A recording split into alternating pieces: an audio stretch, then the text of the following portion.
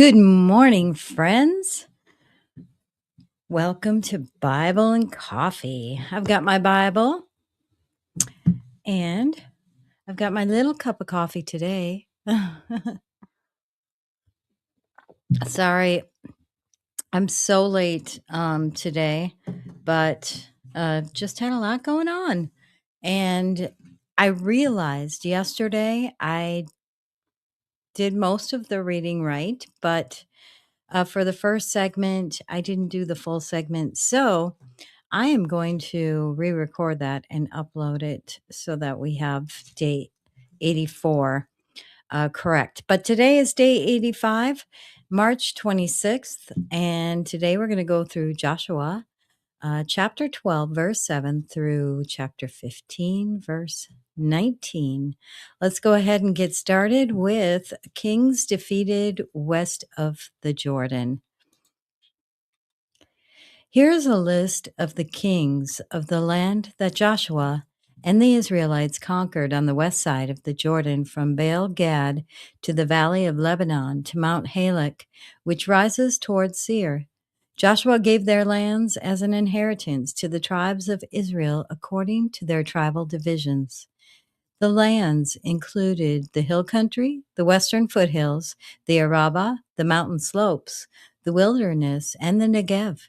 These were the lands of the Hittites, Amorites, Canaanites, Perizzites, Hivites, and Jebusites. These were the kings.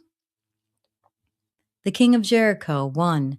The king of Ai near Bethel, 1. The king of Jerusalem, 1. The king of Hebron, 1. The king of Jarmuth, 1. The king of Lachish, 1. The king of Eglon, 1. The king of Gezer, 1. The king of Debir, 1. The king of Geder, 1. The king of Hormah, 1. The king of Arad, 1. The king of Libnah, 1. The king of Adullam, is it Adullam or Adullam? Adullam, 1. The king of Makkedah, 1. The king of Bethel, 1. The king of Tappuah, 1. The king of Hepher, 1. The king of Aphek, 1. The king of Lasharon, 1. The king of Madon, 1. The king of Hazor, 1. The king of Shemron Miron, 1. The king of Akshaph, 1. The king of Tanakh, 1. The king of Megiddo, 1. The king of Kadesh, 1. The king of Jokneam in Carmel, 1. The king of Dor in Naphoth Dor, 1. The king of Goyim in Gilgal, 1. The king of Tirzah, 1. 31 kings in all. All right, next up, the land yet to be conquered. Land still to be taken. When Joshua had grown old, the Lord said to him, "You are now very old, and there are still very large areas of land to be taken over. This is the land that remains, all the regions of the Philistines and Geshurites, from the Shihor River on the east of Egypt to the territory of Ekron on the north. All of it's counted as Canaanite, though held by the 5 Philistine rulers in Gaza, Ashdod, Ashkelon, Gath, and Ekron, the territory of the Avites on the south, all the land of the Canaanites, from Ara of the Sidonians as far as Aphek in the border of the Amorites, the area of Byblos, and all Lebanon to the east, from Baal Gad below Mount Hermon to Lebo Hamath. As for the inhabitants of the mountain regions from Lebanon to Misrephoth, Maim, sorry, I am totally not pronouncing these right. Misrephoth, Maim, that is the Sidonians, I myself will drive them out before the Israelites. Be sure to allocate this land to Israel for an inheritance, as I have instructed you, and divide it as an inheritance among the 9 tribes and half-tribe of Manasseh. All right, next up, the land, the divided The land divided east of the Jordan. Division of the land east of the Jordan. The other half of Manasseh, the Reubenites and the Gadites, had received the inheritance that Moses had given them east of the Jordan, as he, the servant of the Lord, had assigned it to them. It extended from Aroer on the rim of the Arnon Gorge and from the town in the middle of the gorge. It included the whole plateau of Medeba as far as Dibon, and all the towns of Sihon, king of the Amorites, who ruled in Heshbon, out to the border of the Ammonites. It also included Gilead, the territory of the people of Geshur and Maacah, all of Mount Hermon, and all Bashan as far as Salekah, that is, the whole kingdom of Og in Bashan, who had reigned in Ashtaroth and Edrei. He was the last of the Rephaites. Moses had defeated them and taken over their land, but the Israelites did not drive out the people of Geshur and Maacah, so they continue to live among the Israelites to this day. But to the tribe of Levi he gave no inheritance, since the food offerings presented to the Lord, the God of Israel, are their inheritance, as he promised them. Now we'll talk about the land given to the tribes of Reuben, Gad, and Manasseh. This is what Moses had given to the tribe of Reuben according to its clans. The territory from Aroer on the rim of the Arnon Gorge and from the town in the middle of the gorge and the whole plateau past Medeba to Heshbon and all its towns on the plateau, including Dibon, Bamoth Baal, Beth Baal Meon, Jahaz, Kedemoth, Mephmath, Kiriathaim, Sibmah, Zareth, Shahar, on the hill in the valley, Beth Peor, the slopes of Pisgah, and Beth Jeshimoth, all the towns on the plateau and the entire realm of Sihon, king of the Amorites, who ruled at Heshbon. Moses had defeated him, and the Midianite chiefs, Evi, Rechem, Zur, Hur, and Reba, princes allied with Sihon, who lived in that country. In addition to those slain in battle, the Israelites had put to the sword Balaam, son of Beor, who practiced divination. The boundary of the Reubenites was the bank of the Jordan. These towns and their villages were the inheritance of the Reubenites, according to their clans. This is what Moses had given to the tribe of Gad, according to its clans. The territory of Jazer, all the towns of Gilead, and half the Ammonite country as far as Aroer near Rabbah, and from Heshbon to Ramoth Mizpah, and the Betanim, and from Mahanaim to the territory of Debir, and in the valley Beth Haram, Beth Nimrah, Succoth, and Japhon, with the rest of the realm of Sihon, king of Heshbon, the east side of the Jordan, the territory up to the end of the Sea of Galilee. These towns and their villages were the inheritance of the Gadites according to their clans. This is what Moses had given to the half-tribe of Manasseh, that is, to half the family of the descendants of Manasseh according to its clans. The territory extending from Mahanaim and including all Bashan, the entire realm of Og, king of Bashan, all the settlements of Jair in Bashan, 60 towns, half of Gilead, and Ashtaroth and Edrei, the royal cities of Og in Bashan. This was for the descendants of Machir, son of Manasseh, for half the sons of Machir according to their clans. This is the inheritance Moses had given when he was in the plains of Moab, across the Jordan, east of Jericho. But to the tribe of Levi, Moses had given no inheritance. The Lord, the God of Israel, is their inheritance, as he promised them. Next up, the land divided west of the Jordan. Let's see.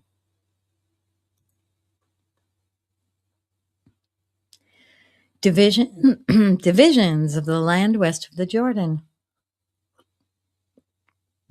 Now, these are the areas the Israelites received as an inheritance in the land of Canaan, which Eliezer the priest, Joshua, son of Nun, and the heads of the tribal clans of Israel allotted to them. Their inheritances were assigned by lot to the nine and a half tribes, as the Lord had commanded through Moses. Moses had granted the 2.5 tribes their inheritance east of the Jordan, but had not granted the Levites an inheritance among the rest, for Joseph's descendants had become 2 tribes, Manasseh and Ephraim. The Levites received no share of the land, but only towns to live in, with pasture lands for their flocks and herds. So the Israelites divided the land just as the Lord had commanded Moses. Next up, Caleb requests his land. Allotment for Caleb. Now the people of Judah approached Joshua at Gilgal, and Caleb, son of Jephunneh the Kenizzite, said to him, "You know what the Lord said to Moses, the man of God, at Kadesh Barnea about you and me?